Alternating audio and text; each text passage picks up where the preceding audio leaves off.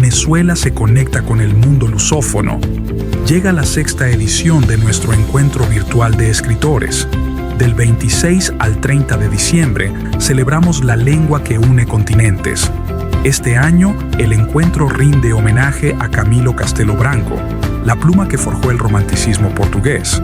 5 días de diálogos con voces contemporáneas de 3 continentes. Desde Portugal, João Paulo Braga e Isabel Millanas Machado. De Brasil, la narrativa audaz de Márcia Barbieri. Profundizaremos en Mozambique con Amose Mucavele y en Cabo Verde con el premiado José Joaquín Cabral. Una ventana a la diversidad literaria y una plataforma que impulsa el portugués en Venezuela. Asiste de forma gratuita y virtual todos los días a las 6 de la tarde. Hora de Venezuela. Descubre la lengua del futuro.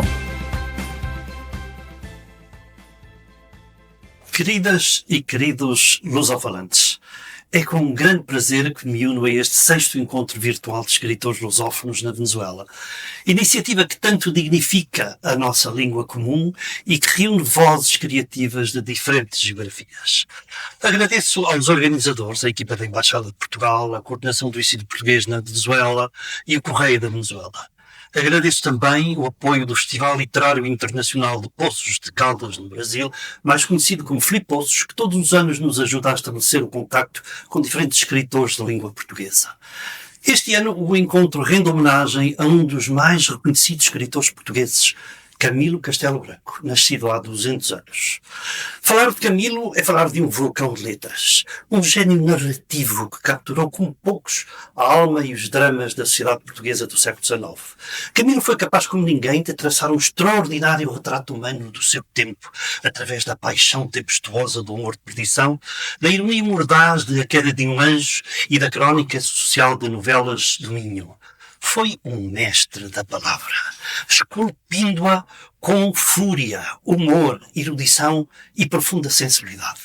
Relembrá-lo hoje é reafirmar a perenidade de um património literário que nos funda e nos inspira, mostrando a força da língua para explorar os abismos e as alturas do coração humano. E é precisamente sobre esta língua portuguesa, a herança que Camilo tantas vezes levou ao paroxismo da beleza, que quero refletir convosco. Ele é o grande elo e o espaço comum que hoje nos congrega virtualmente, a lusofonia. A lusofonia não é um conceito estático ou geográfico, é um universo dinâmico, plural e em constante renascimento. É um oceano de sotaques, realidades, histórias e sonhos partilhados por milhões de pessoas em todos os continentes. Hoje, o português é uma língua global, falada por cerca de 260 milhões de pessoas, com uma projeção crescente no mundo da cultura, dos negócios, da ciência e da diplomacia. A sua verdadeira riqueza também está no que os escritores participantes neste encontro fazem com ela. De diferentes países, continentes e contextos culturais, tomam a mesma língua de Camões, Camilo, Pessoa, Jorge Amado, Clarice Lispector e Mia Couto e moldam-na para expressar as suas realidades únicas, para criar uma nova poesia, nova ficção, novos olhares sobre o mundo. Cada um de nós é protagonista do milagre que é fazer da nossa língua comum uma casa com janelas abertas para a infinita diversidade humana. Somos os legítimos herdeiros e os inovadores desta tradição. Antes de terminar, num espírito de fraternidade e de festa, gostaria de me dirigir algumas palavras especiais. À querida comunidade portuguesa que vive na Venezuela, que tanto contribui para o estreitamento dos laços entre os nossos povos, envio um abraço muito forte e a certeza de que Portugal vos tem sempre no coração. Ao público venezuelano, com quem Portugal partilha uma longa e profunda amizade, expresso a minha mais sincera e fraternal saudação. A todos vós, neste final de ano, desejo do fundo do coração um bom Natal, repleto de paz, saúde e alegria partilhada entre família e amigos. Que a luz desta quadra ilumine os vossos lares e os vossos espíritos. E que o ano novo de 2026 vos traga a todos um caminho de esperança, de realizações e de encontros frutuosos continuando a construir pontes através da palavra, da cultura e da amizade. Muito obrigado, Feliz Natal e um próspero 2026. Viva a lusofonia, viva a língua portuguesa. Bom dia, boa tarde, boa noite, depende da hora que vocês nos estiverem a ouvir. Meu nome é Rainer Souza, sou coordenador de ensino português aqui na Venezuela. Bem-vindos ao sexto encontro virtual de escritores lusófonos na Venezuela, que já é o sexto ano. Este evento é um evento que tem o apoio da Embaixada de Portugal em Caracas, do Instituto Camões, da Coordenação de Ensino Português na Venezuela, do Correio da Venezuela e também do Festival Literário Internacional de Poços de Caldas, no Brasil. Bem-vindos a todos. Esta é uma entrevista na qual temos o prazer de falar com José Joaquim Cabral, escritor cabo-verdiano, que eu aproveito para agradecer ter aceito o convite, por estar aqui connosco e falar para a audiência venezuelana, hispano-americana, todos aqueles amantes da literatura feita em língua portuguesa que se estão a conectar connosco. Obrigado, José. Eu é que agradeço imenso, é meu nome e é nome dos grandes escritores cabo-verdianos que me antecederam e nos quais eu me inspiro. Muito bem. Eu vou ler um pouco sobre José Joaquim Cabral, que nasceu em 1962, na ilha de São Nicolau. Depois de concluir os estudos liceais na cidade do Mindelo, em São Vicente, formou-se em Administração de Empresas em 1990, no Brasil. Foi quadro do Instituto Nacional de Desenvolvimento das Pescas, exerceu funções de direção do Instituto Nacional de Estatística, ocupando-se com questões de planeamento, ambiente e desenvolvimento no município de Tarrafal de São Nicolau. Atualmente exerce funções no Conselho de Administração da Escola do Mar. Passou ainda pelo gabinete do Ministro do Mar, onde foi assessor. Atualmente, José Joaquim Cabral exerce funções no Conselho de Administração da Escola do Mar. Em 2022 foi distinguido por unanimidade do júri com o romance Destino Asiago, pela quarta edição do Prémio Literário Arnaldo França, atribuído pela Imprensa Nacional Casa da Moeda com a Imprensa Nacional de Cabo Verde. José Joaquim Cabral já publicara em 2019 o romance Acushnet Avenue, em 2014 o romance histórico Caminhos que Trilharam os Livros, Caminhos que Trilharam e também os livros Saudades de Nha Terra Seniclau. Isto foi 1, 2 e 3 em 2008, 2009 e 2012, e a biografia Padre Gesualdo Fiorini, italiano de São Nicolau, cidadão, em 2006. A parte de escritor, ele integra o Conselho Científico Museu da Pesca de Cabo Verde, é membro do Comitê Consultivo Cabo-Verdiano do Museu da Baleia de New Bedford, nos Estados Unidos, e faz parte da Sociedade Cabo-Verdiana de Autores. Colaborou em projetos audiovisuais como O Velho Caminheiro, que é um documentário realizado por Jean Gomes em 2014, e Cabo Verde, Uma História Submersa, que também é um documentário realizado por Emanuel de Oliveira em 2017.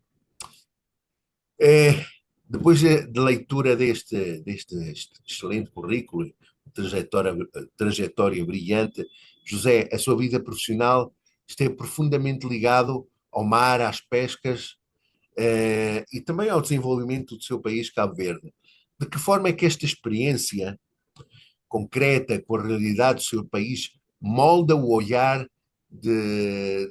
o seu olhar como romancista e ao mesmo tempo fornece matéria-prima para as suas histórias? Bom, cumprimento a tua audiência. É com muito prazer que eu levo a literatura cabo-verdiana ao mundo através do vosso programa. Uma rápida correção, já não estou na Escola do Mar, eu estou neste momento no Instituto do Mar e a representar o Ministério do Mar na minha ilha de São Nicolau. Com relação à minha escrita, absolutamente.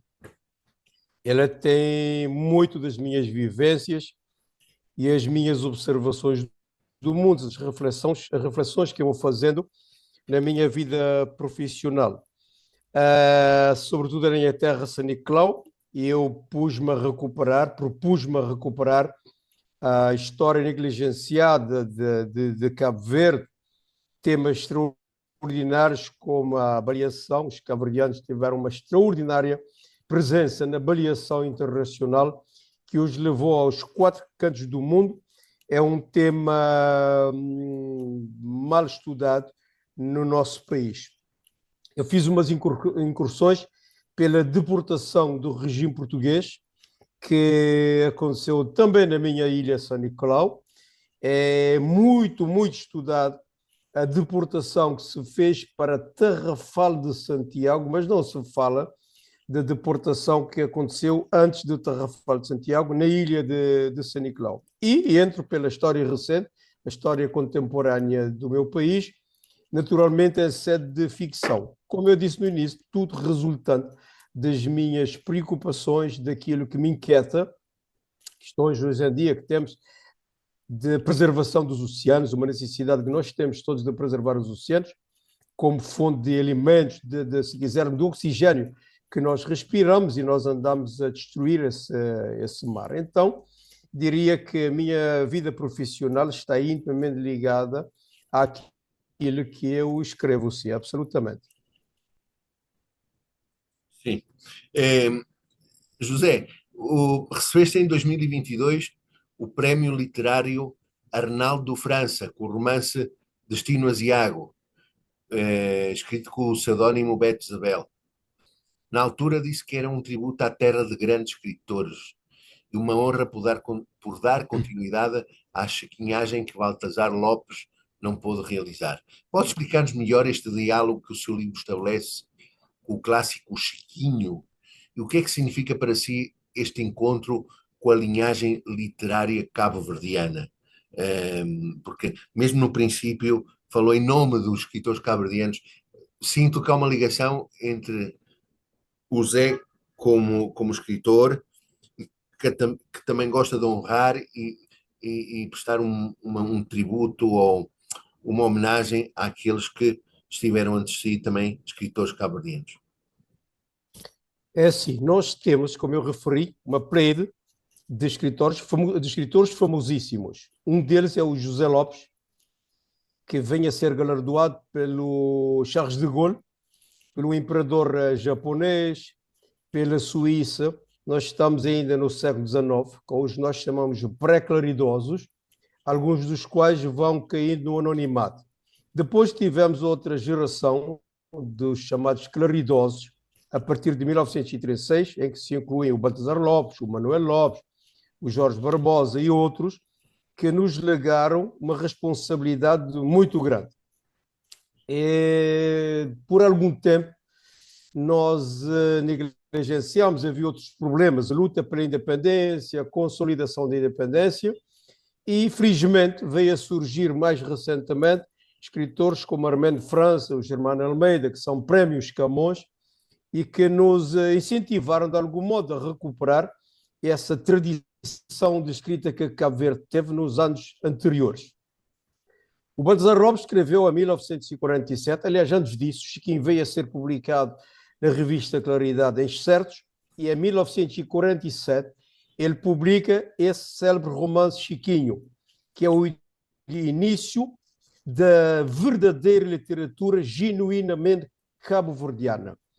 Ele escreveu Chiquinho numa linguagem que nós chamaríamos o português cabo-verdiano, ou, se quisermos, crioulo aportuguesado, ou o inverso.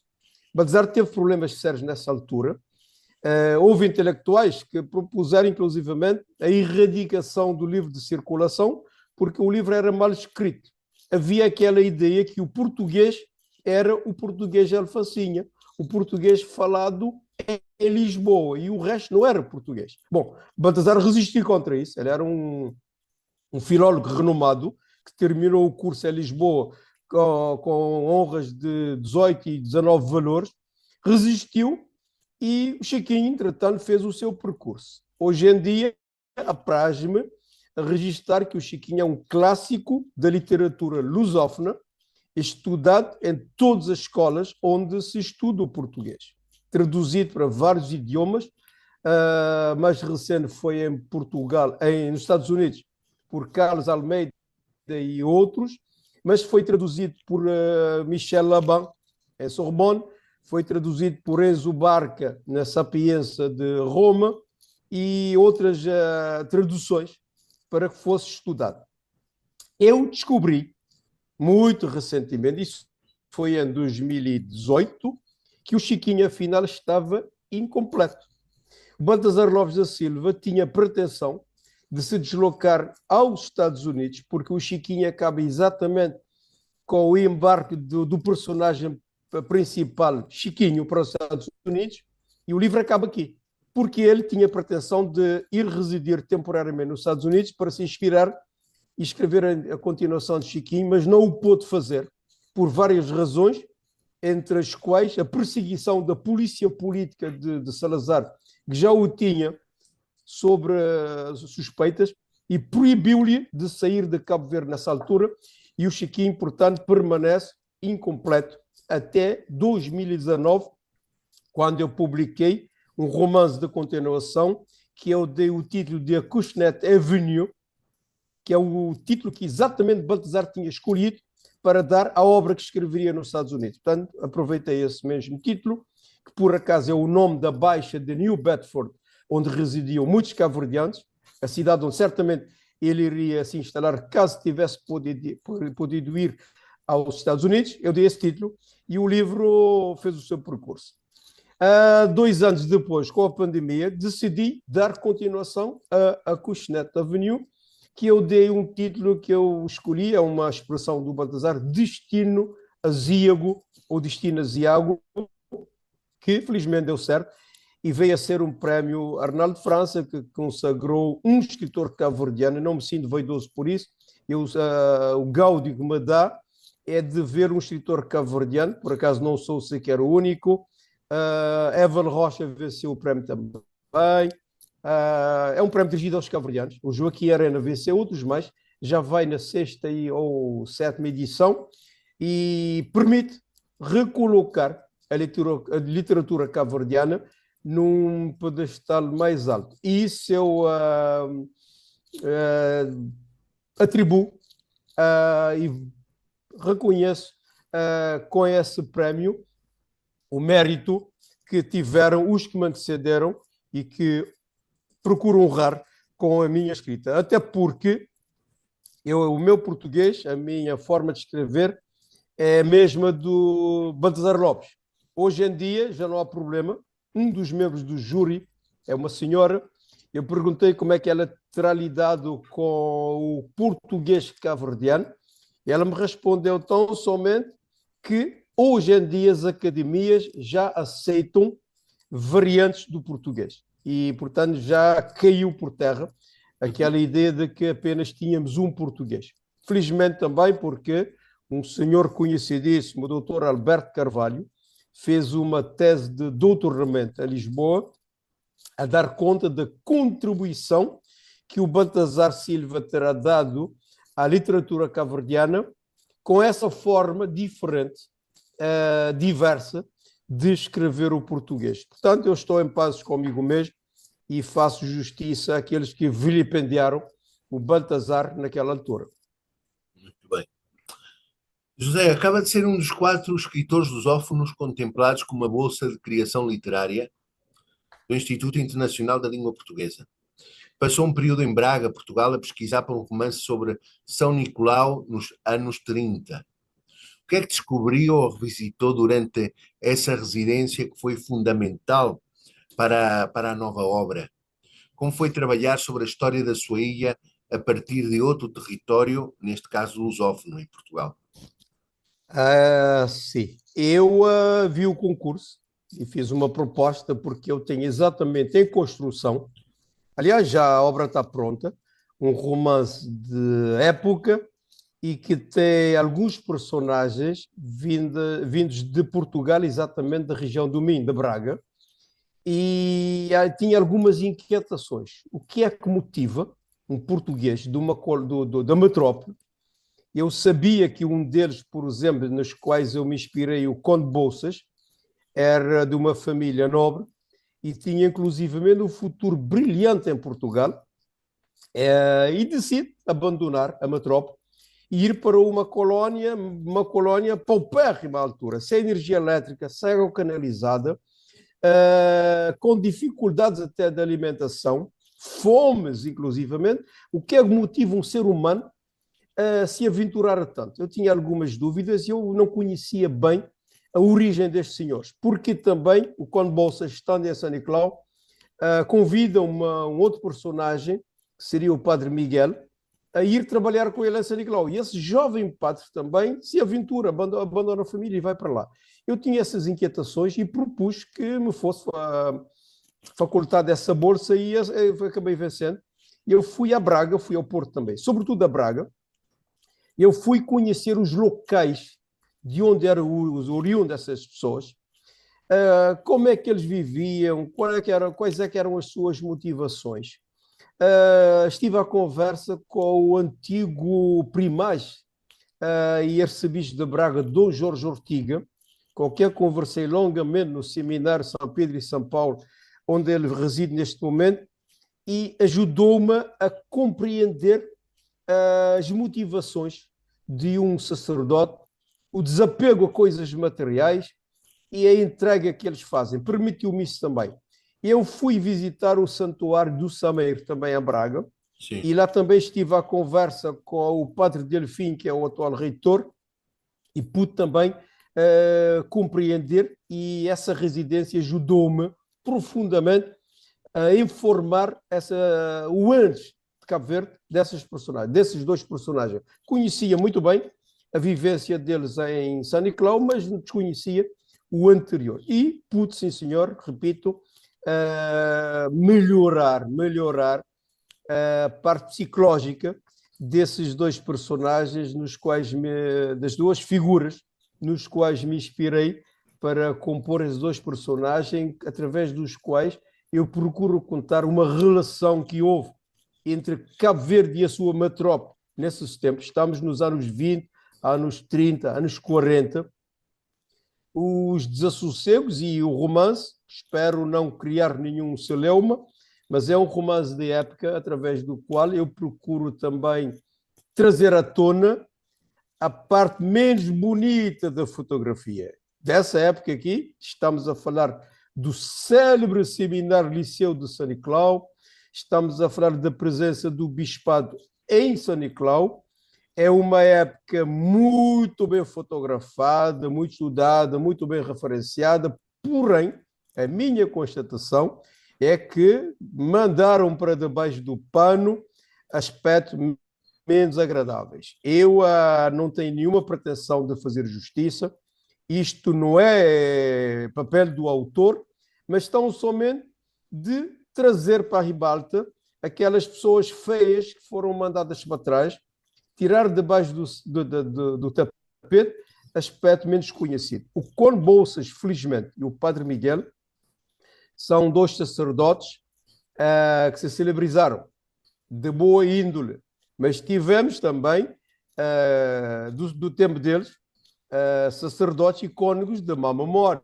Um deles é um famoso José Correia, um outro é o cônego Coimbra, de que existem referências um pouco complicadas. E o meu livro, sem entrar nos podres da Igreja nesse tempo, procura resgatar aquilo que era a realidade da época. Bom, acho que não há de criar problemas, tanto mais que o próprio Papa Francisco, o falecido Papa Francisco, andou a denunciar a pedofilia na Igreja e outras práticas menos ortodoxas.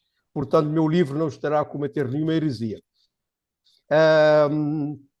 Sim, respondendo à sua pergunta, termino dizendo que a residência permitiu melhorar muito esse personagem e, em certo modo, enriquecer a obra, que até já tem editora. Espero que saia neste ano já.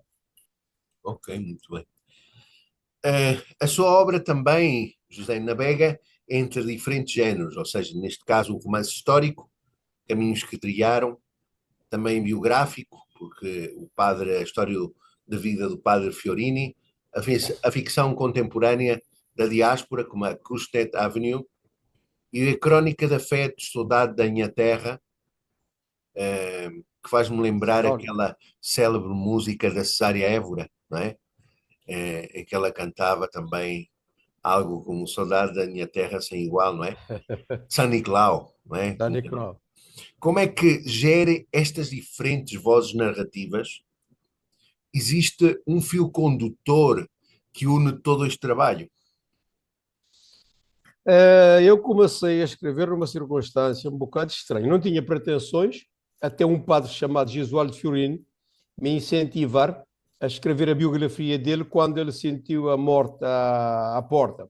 Escrevi a biografia dele, deu certo, felizmente, e então ganhei coragem e escrevi pequenos textos de 10 contos que compõem a coletânea Saudade de Minha Terra, São Nicolau, contos pequenos. Deu certo também, aí ganhei coragem, depois da terceira edição desse livrinho, eu disse, vou continuar. Então escrevi um romance que é essencialmente a imigração cabo-verdiana, caminhos que trilharam, os diversos caminhos da imigração cabo-verdiana. Nós somos um povo que, tal como os judeus, está nos locais mais inimagináveis do mundo.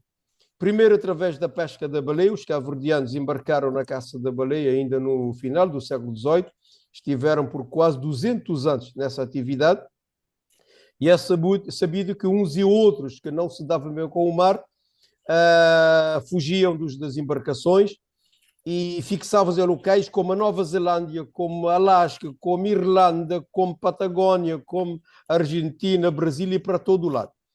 Depois do fim da baleação, os cabo-verdianos retomaram outros rumos, como a Holanda, a Europa, a costa africana.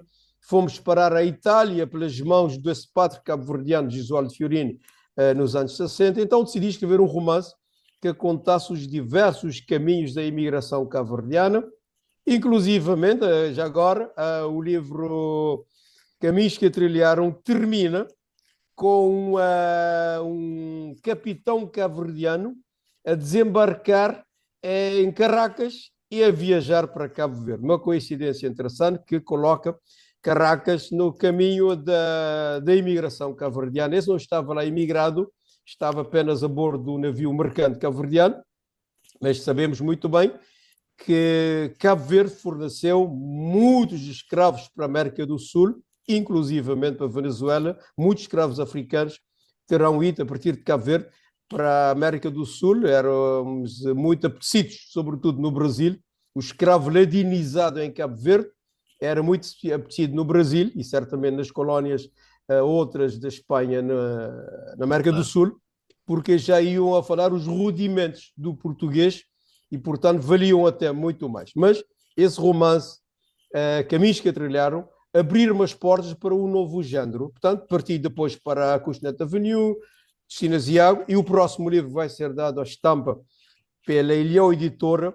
Será também um romance com mais fôlego, um romance de época. Confesso já me sentir mais à vontade e com alguma segurança nesse domínio, e pretendo por agora ficando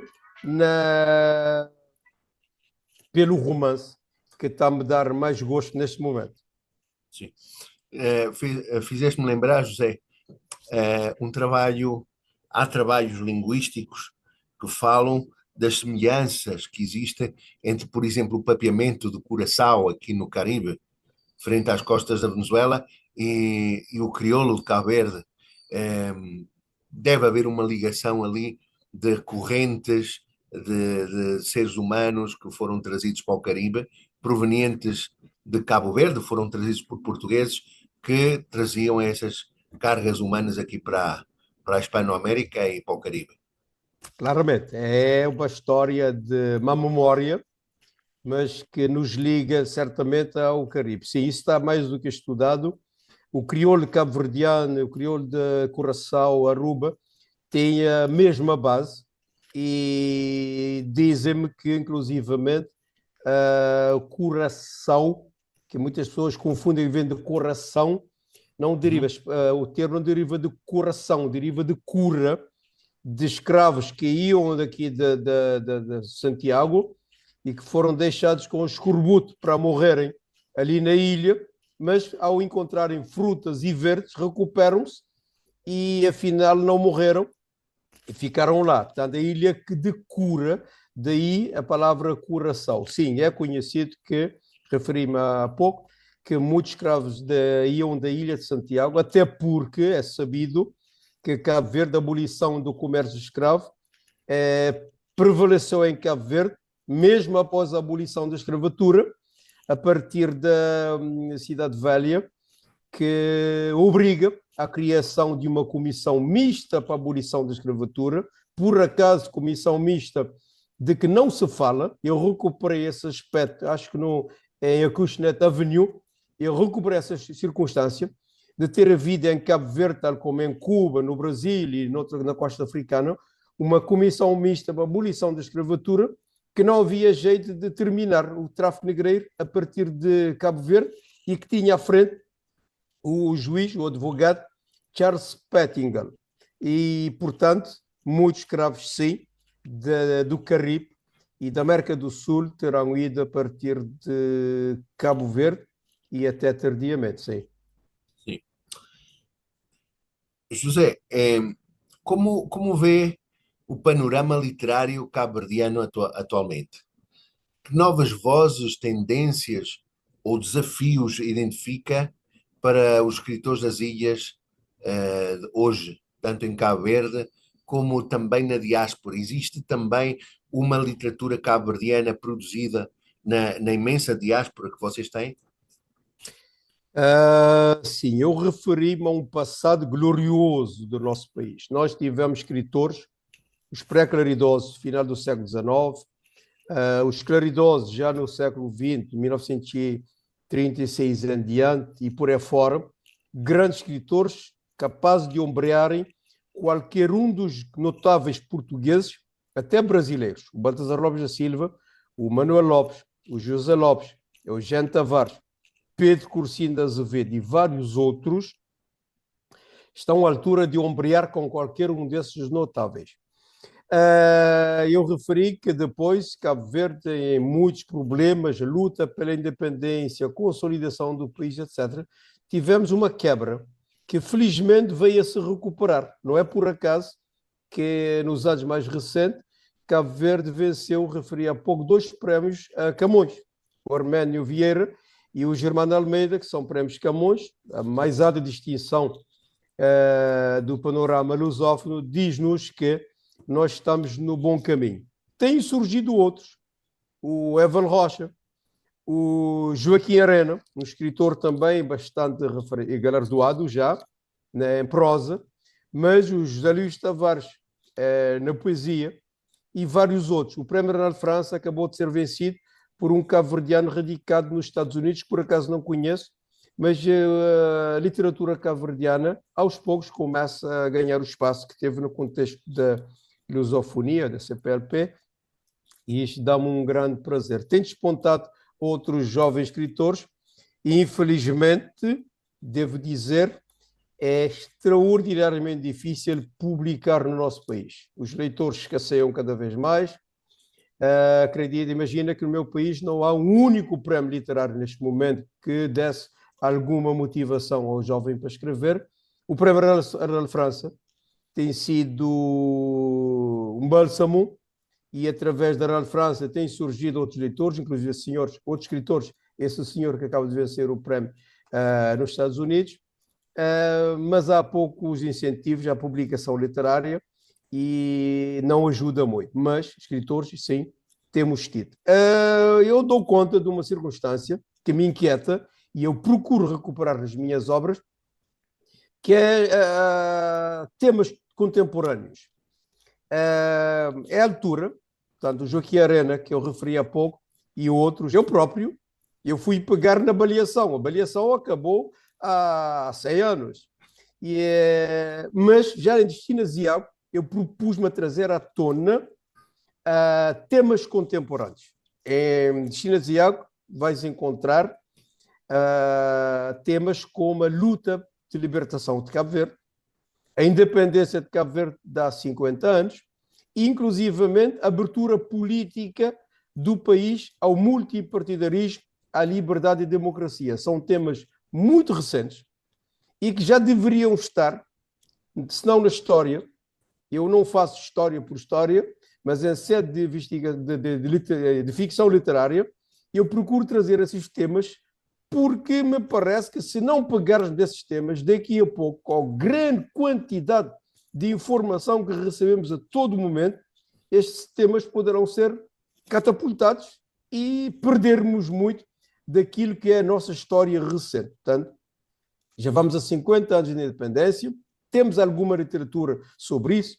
O Germano Almeida publicou alguns livros sobre esses temas e não me lembro agora de muitos temas mais que abordem a história contemporânea de Cabo Verde. Eu propus-me a fazer isso e eu quererei continuar a contar na minha literatura, na minha escrita, temas mais contemporâneos, como os que eu referi aqui, e se tiver apoio à publicação. Claro. José, tendo uma visão ampla da cultura lusófona, como analisa o lugar e a força das literaturas africanas em português, dos diferentes países, dos palopes, não é? No cenário global? Que contributo achas que elas trazem para o universo da língua portuguesa? Na tua opinião, como escritor? Sim, absolutamente. E eu sinto alguma vontade para falar disso. Nós sabemos que a história africana, designadamente dos países de língua oficial portuguesa, foi essencialmente a história contada por quem? Pela potência colonizadora. Claro. Que conta à maneira dela, certo? E há muita coisa omissa. Há muita coisa omissa e teremos de ser nós, os lusófonos, a resgatarmos essa parte omissa. Eu propus-me a isso. Portanto, repito, o escritor não é historiador, mas mesmo que seja em sede de ficção literária, nós temos esse dever, e acho que vai sendo feito, de resgatar as memórias perdidas. As memórias foram escamoteadas, as memórias foram deliberadamente mandadas para debaixo do pano. A história da escravatura está mal contada. A história do colonialismo está mal contada. Eu tenho por mim que o nosso Amílcar Cabral, um dos maiores pensadores do século XX, precisa ser divulgado. Num dos meus livros, eu recupero um bocadinho Amílcar Cabral, o pensamento de Amílcar Cabral, que nós não conhecemos. Haverá outros heróis africanos das outras colónias, ex-colónias, à espera de serem resgatados, e os escritores lusófonos, sim senhor, muita da história universal passou pela África, do colonialismo, da escravatura. O meu país foi durante mais de 250 anos. É só nos situarmos que antes da existência do Canal do Suez e do Canal do Panamá, a partir de 1400 e tal, 1500, tudo passava por Cabo Verde e deixou em Cabo Verde um legado extraordinário. A pesca da baleia, por exemplo, que eu fui resgatar, é a Cushnet Avenue, o papel que esse pequeno país teve nesta que foi a maior indústria americana, na globalização, se nós quisermos. A escravatura, que continua a ser, lamento dizer isso, mas a escravatura é quase que um não assunto em Cabo Verde. Em todo o Cabo Verde, se tanto falas da escravatura na Ribeira Grande de Santiago, fora de Santiago, isto é, fora da Cidade Velha, pouco se fala do processo de escravidão, que Cabo Verde teve um papel muito importante. Há outras narrativas esquecidas que valerá a pena contar, se não através da história em si, através da escrita literária, e acredito que vamos, de algum modo, dando essa contribuição. A partir de Moçambique, com o Sr. Miyakoto, Água Luz, Germano Almeida, os nossos escritores cabo-verdianos, vamos fazendo a nossa parte, eu acredito, no conhecimento e na divulgação das memórias da África, que serão simultaneamente memórias do mundo, quando estamos a falar da escravatura, da pesca da baleia, da expansão do catolicismo. Recupero numa das minhas obras a expansão do catolicismo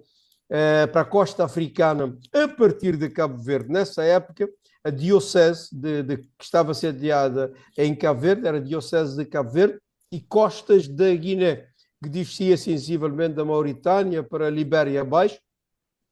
Portanto, a expansão do catolicismo fez-se a partir de Cabo Verde. A história do Brasil contém muito da história de Cabo Verde. A economia brasileira, no meu curso na universidade, eu lembro na disciplina de economia brasileira, tudo o que se fazia em termos de aclimatação em Cabo Verde e sua exportação para o Brasil. O crioulo, não só desses países que nós referimos, Curaçao, Aruba, etc., mas o crioulo, como conceito, é uma criação cabo-verdiana. O crioulo, no sentido de cultura, de música, de papear também, da culinária, esse conceito do crioulo é moldado na Cidade Velha de Cabo Verde. Portanto, nós temos muito, e é a responsabilidade dos escritores lusófonos, em sede de investigação de escrita literária, divulgar essas histórias do mundo que estão aqui no nosso país e nas diversas ex-colónias africanas. Sim. José, como deve saber, este ano celebramos 200 anos do nascimento de Camilo Castelo Branco, um mestre da narrativa e das paixões humanas. Como escritor que trabalha com a complexidade histórica e social das suas personagens, sente alguma ressonância ou ponto de contacto entre as inquietações de Camilo e a dos escritores cabo-verdianos? Acha que pode haver alguma conexão entre o estilo de Camilo, não é? Que sempre a sua obra é muito marcada por tragédias, amores proibidos. Ele próprio, Camilo, teve uma vida muito atribulada. Uma reflexão sua nesse sentido? Haverá certamente. Eu me revejo pessoalmente, eu me revejo muito nas obras de Vitorino Nemésio. Adoro esse escritor, infelizmente não sei porquê, ele não aparece, pelo menos não é tão conhecido quanto esses continentais, mas eu tenho por mim que é um dos grandes escritores portugueses, o Vitorino Nemésio, no qual me revejo. Temas como a insularidade, a ilha, o sal a correr nas veias, isso tem a ver comigo. E os outros escritores com que eu referi atrás, por exemplo, Baltasar Lopes, que foi um contemporâneo e amigo pessoal, por exemplo, do Vitorino Nemésio, não poderia distanciar muito deles. Claro. E, portanto, haverá uma ligação. Haverá uma ligação, se quisermos também, com os escritores, sobretudo os nordestinos. A temática nordestina, a seca. Eu morei no Nordeste, estudei em João Pessoa e conheci um pouco o interior, o sertão, que é Cabo Verde. A seca, a fome, a estiagem. Está na temática de vários destes escritores brasileiros e as influências chegaram a Cabo Verde, chegaram até nós. E eu não serei pessoalmente, não tenho pelo menos o mau feitio de Camilo Castelo Branco, mas eu conheço escritores cabo-verdianos com maus feitios. O Arménio tem um bocado de mau feitio, se quiser, no bom sentido, falo no bom sentido, do senhor que não tem papas na língua e que diz tudo. Temos outros também. O Baltasar Lopes teve uma vida amargurada. Baltasar Lopes era muito do Camilo Castelo Branco. Ele teve uma vida amargurada, ele foi perseguido pela polícia do Salazar, do regime antigo, e ele foi perseguido pós-independência, e o fim de vida dele não foi dos melhores. Há uma carta dele, uma carta publicada, onde ele diz: eu vou-me embora desta terra para não me lembrar o quanto amei isto. Diria assim, muitos dos escritores cabo-verdianos, e eu próprio, tirei muito do Camilo e dos outros escritores. Bom, a paixão, as paixões mal resolvidas. O meu próximo romance, aliás, em A Kitchenette Avenue, há uma paixão mal resolvida entre o Chiquinho e a sua amada Nuninha. No próximo livro que eu vou editar proximamente, há uma paixão muito complicada de uma moça vanguardista que decide tentar um casamento com um homossexual que já existia naquela época, sempre existiram, mas um homossexual disfarçado que, para se ilibar da acusação pública, resolve casar para limpar a honra. E essa senhora, e claro que isso não podia acabar senão numa tragédia. O Camilo trata disso muito bem e eu peguei nesse tema também. Eu, no meu próximo romance, trato um tema também que parece-me que Camilo já tratava esses temas, que é a relação entre a Igreja e o Estado.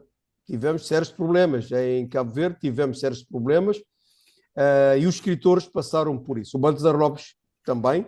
A primeiríssima obra do Baltasar, por acaso mal conhecida, é um opúsculo que ele publicou em 1929 na imprensa Beleza, em Lisboa, que tem um título tão sugestivo quanto Cônego Correia, Mulher e Filhos.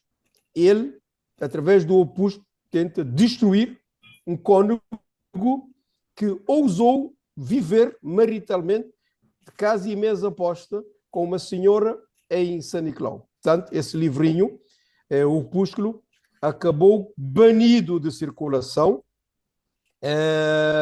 logo após a publicação, por conta das relações tensas que havia entre a Igreja e o Estado nesse tempo.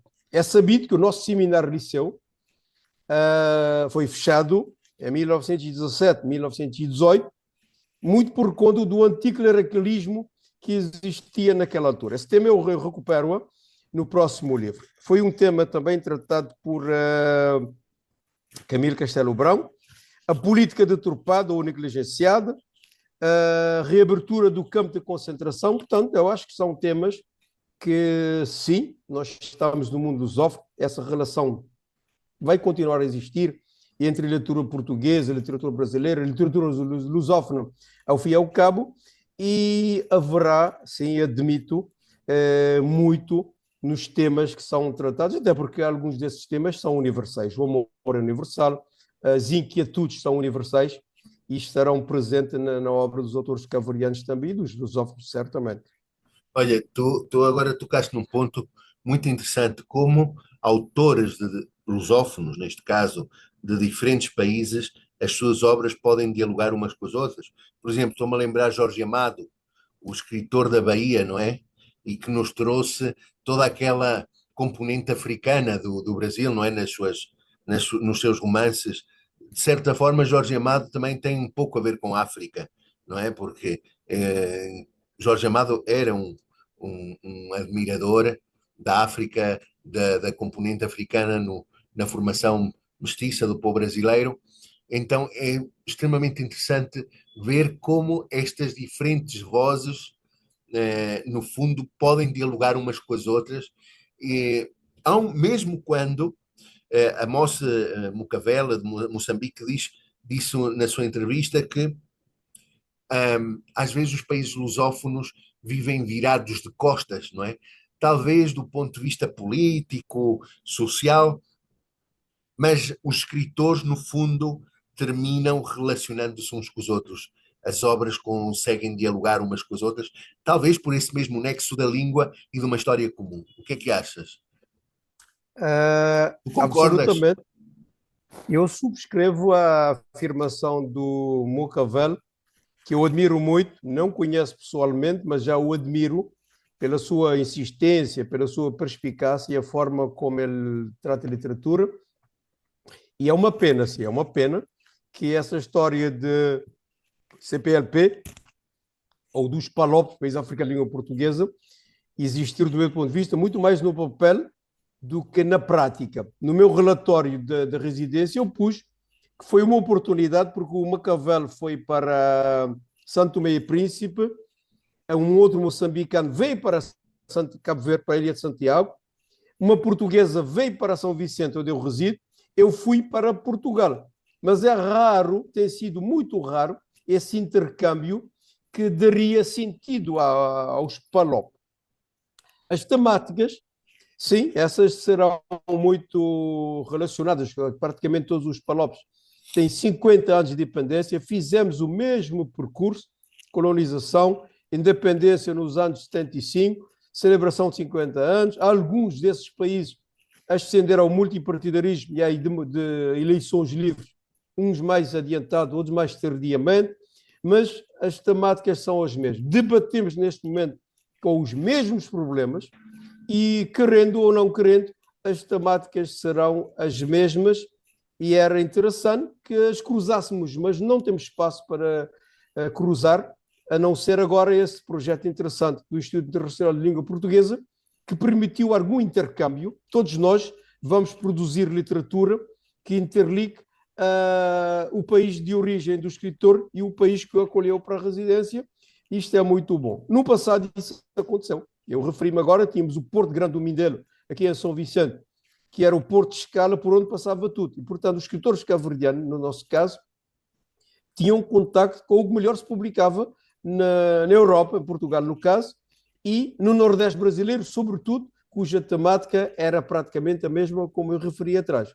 Mas tivemos também um senhor que não é tão referenciado como isso, o irmão do Baltazar, o capitão João de Deus Lopes da Silva, que era capitão da Marinha Mercante e que era uma plataforma de distribuição de literatura na chamada Macaronésia. Ele circulava no navio que ele pilotava pela Macaronésia, Açores, Madeira, próprias Canárias e a metrópole, e ele fazia circular a literatura. Eu fui encontrar no espólio dele exatamente o livro do Vítor Nemésio, que ele trouxe para Cabo Verde. Portanto, essas influências existiram sim, continuarão a existir, e é interessante. Era bom que houvesse, sobretudo entre as nossas ex-colónias, agora países livres, mais circulação, que infelizmente não há. Eu agradeço, aproveito agora o Mucavel, que me trouxe aqui.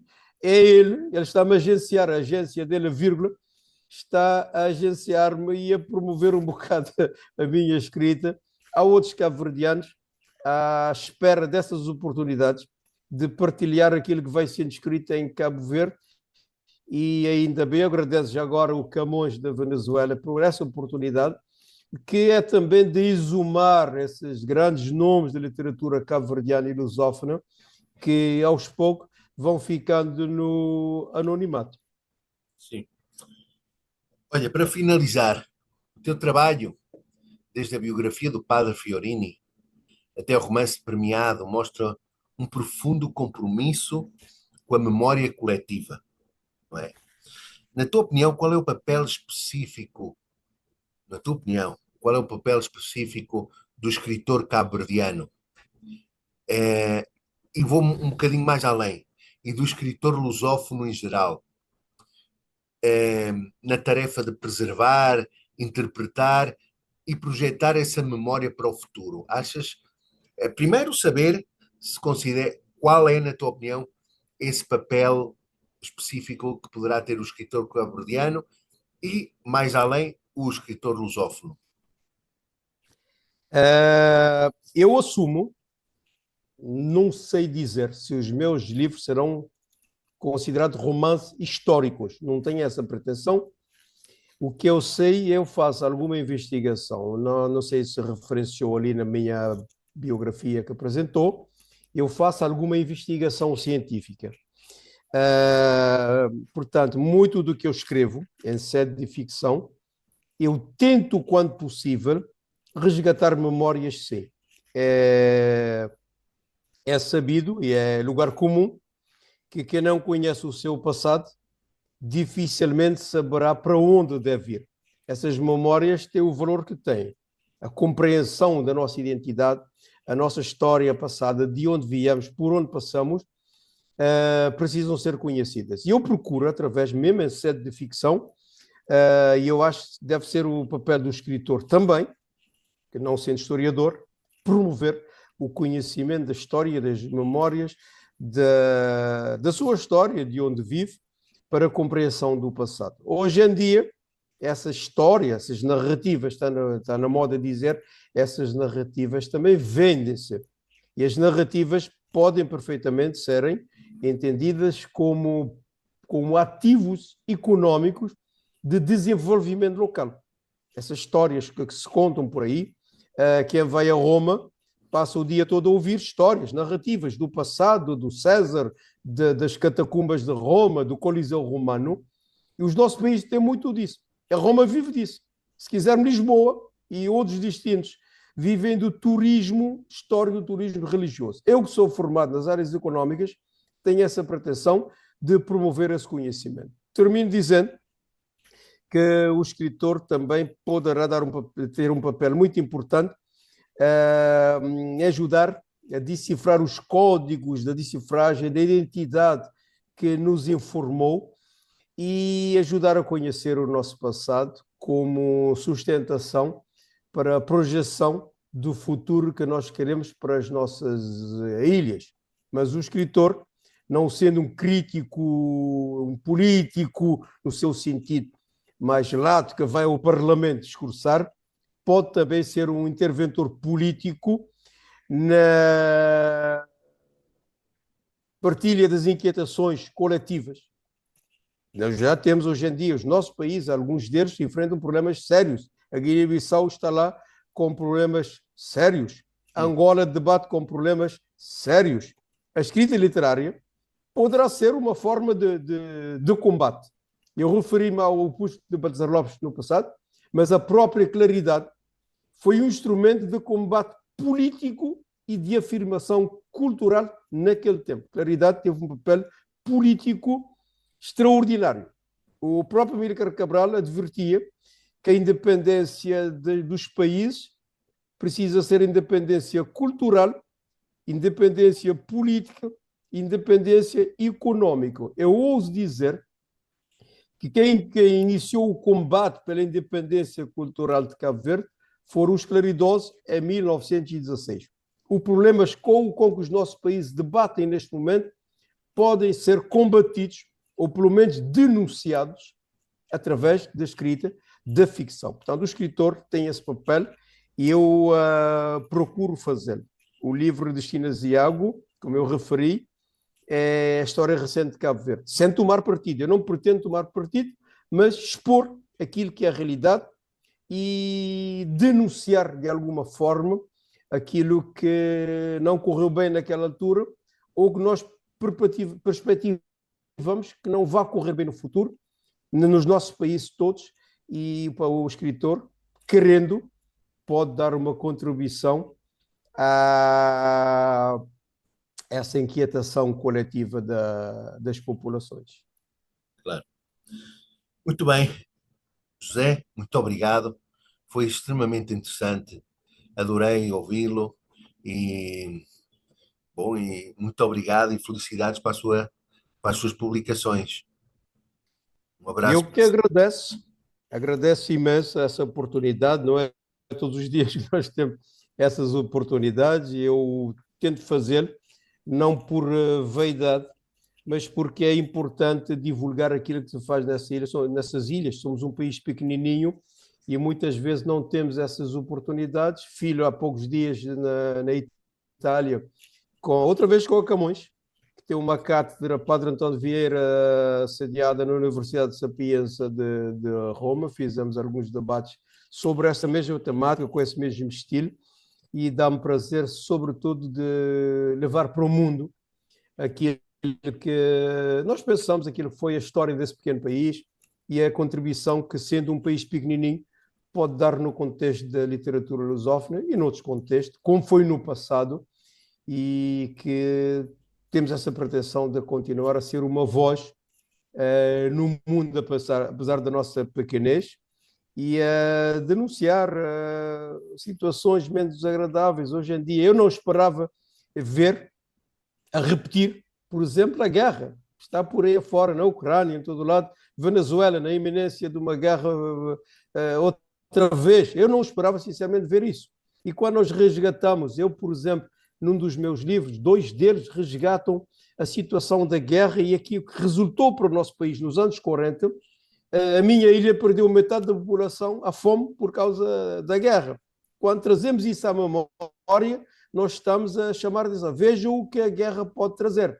E, portanto, se pudermos todos nós combatermos essas tendências totalitárias que acontecem por aí, estaremos a dar, através da literatura, uma contribuição, ainda que ínfima, para pôr juízo na cabeça desses senhores que fazem a guerra no mundo. Vamos tentando.